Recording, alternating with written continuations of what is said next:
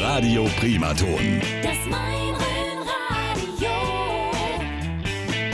Guten Morgen!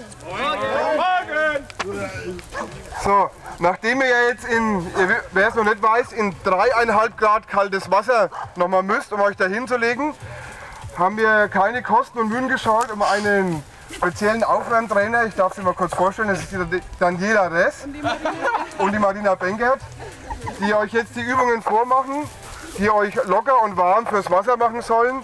Als erstes beginnen wir mit einer Übung, damit auch die Brücke stabil wird und die Schultern locker. Fangen wir an, mit den Schultern locker zu kreisen. Das ist ganz wichtig, das dehnt auch den Anzug, weil bei manchen sitzt er ein wenig eng, habe ich gesehen. Aber so wird er immer weiter. Und nachdem wir jetzt die Schultern gedreht haben, machen wir jetzt eine Drehung, damit wir auch in dem Rücken und in der Hüfte locker werden. Ja, schönen guten Morgen hier in Haßfurt an der Nassach-Mündung. Die Wasserwacht in Haßfurt, ihr seht es hinter uns, die macht eine menschliche Brücke über den Main. Richtig verrückte Idee. Und wir schauen jetzt einfach mal. Wasserwacht, seid ihr bereit? Jo! Alles klar. Auf die Plätze. Fertig.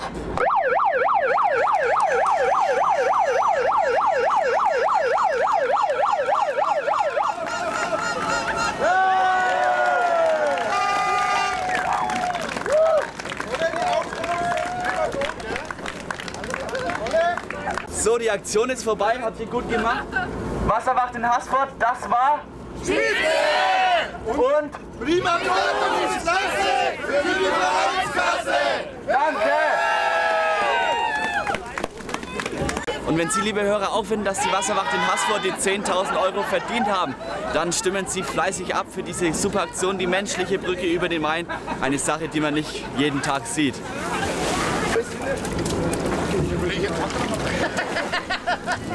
Und es ist kalt.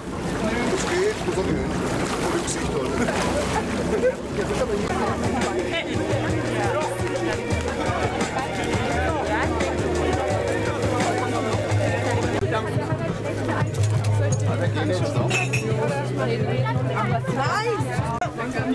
Schatz, mal wieder abpackst.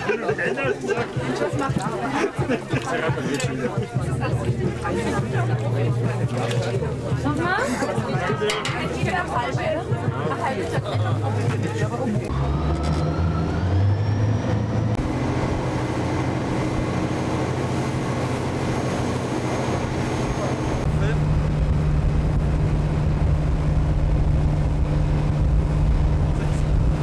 Ha ha ha.